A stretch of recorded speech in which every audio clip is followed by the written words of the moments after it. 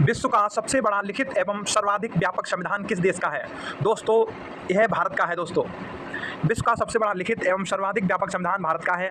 भारतीय संविधान सभा की ओर से 26 नवंबर 1949 को भारत का संविधान पारित हुआ और 26 जनवरी 1950 को प्रभावित हुआ। भारत का संविधान विश्व के किसी भी गणतांत्रिक देश का सबसे लंबा लिखित संविधान है। भारतीय संविधान दोस्तों कैसा है? तो दोस्तों, यह अंशतः कठोर और अंशतः लचीला है। भारत का संविधान संशोधन की दृष्टि से संविधान नम्य तथा अनम्य दो प्रकार का होता है। ये संविधान जिसमें संशोधन की प्रक्रिया जटिल होती है, अनम्य संविधान तथा वे संविधान जिसमें संशोधन सरलता से हो सकता है, नम्य संविधान कहलाते हैं। इसके अतिरिक्त लिखित संविधान संसदीय प्रणाली, स्वतंत्र न्यायपालिका आदि विशेषताएं हैं।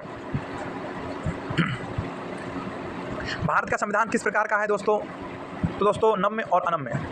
भारत का संविधान अंशतः कठोर एवं अंशतः लचीला है। संशोधन की दृष्टि से संविधान नम्य तथा अनम्य दो प्रकार का होता है। ये संविधान जिसमें संशोधन की प्रक्रिया जटिल होती है उसे अनम्य कहते हैं, और जिसमें आसानी से कर सकते हैं संशोधन उसे नम्य संविधान कहते हैं। दोस्तों, भारत के संविधान में भारत को माना गया है दोस्तों राज्यों का एक यूनियन है। भारत का संविधान भारत का सर्वोच्च विधान है, जो संविधान सभा द्वारा 26 नवंबर 1949 को पारित हुआ तथा 26 जनवरी 1950 से प्रभावित हुआ। यह दिन 26 नवंबर भारत के संविधान दिवस के रूप में घोषित किया गया है, जबकि 26 जनवरी का दिन भारत में गणतंत्र दिवस के रूप में मनाया जाता है। भारत का संविधान विश्व के किसी भी गणतांत्रिक देश का सबसे लंबा लिखित संविधान है। भारत के संविधान में भारत को राज्यों का यूनियन माना गया है। भारत एक धर्मनिरपेक्ष देश है। इसका तात्पर्य क्या है दोस्तों? दोस्तों, इसका अर्थ है उसका राज्य स्तर पर कोई धर्म नहीं है। निम्नलिखित कथनों में से कौन सही है? दोस्तों, इनमें से भारत एक संसदात्मक प्रजातंत्र है।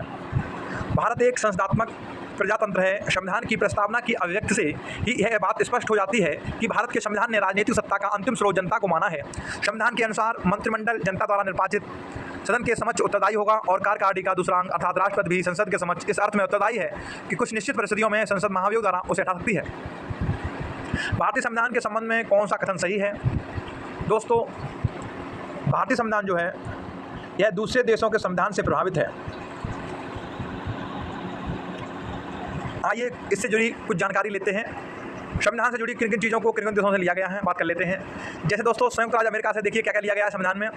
मौलिक अधिकार, न्यायिक पुनरावलोकन, संविधान की सर्वोच्चता, न्यायपालिका की स्वतंत्रता, निर्वाचित राष्ट्रपति एवं उस पर महाभियोग, उपराष्ट्रपति, उच्चतम एवं उच्च न्यायालयों के न्यायाधीशों को उठाने की विधि एवं वित्तीय आपात, न्यायपालिका की स्वतंत्रता को संयुक्त राज्य अमेरिका से लिया गया है।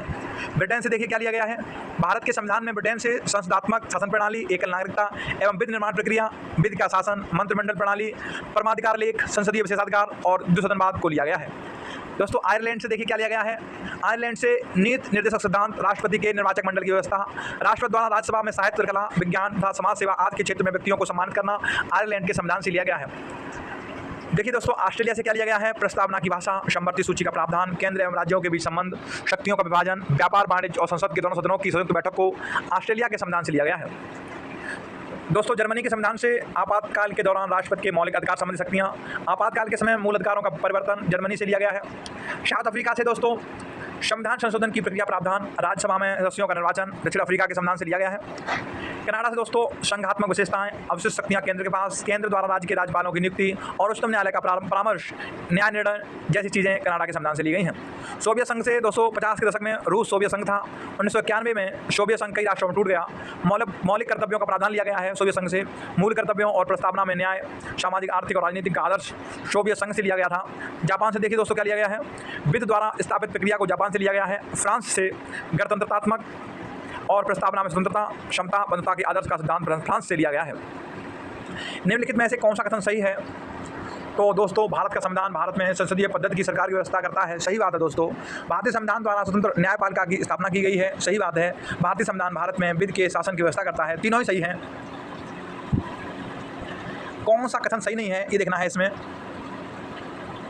देखिए दोस्तों, चौथा ऑप्शन जो है, संविधान के परिवर्तन के समय से ही संविधान में मूल कर्तव्य शामिल हैं, ये कथन गलत है दोस्तों। मूल कर्तव्य पहले से संविधान में नहीं थे। इन्हें संविधान के 42वें संशोधन 1976 द्वारा जोड़ा गया।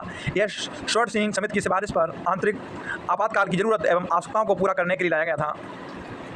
कौन सा कथन सही है दोस्तों, ये देखना है। भारतीय संविधान में कई विदेशी संविधान के तत्वों को समावेश किया गया है। सही बात है। भारतीय संविधान एकल नागरिकता का प्रावधान करता है। सही बात है। भारतीय संविधान वयस्क मताधिकार की व्यवस्था करता है। तीनों सही है। आज के लिए बस इतना ही। फिर मिलेंगे एक नई वीडियो के साथ। जय हिंद, जय भारत।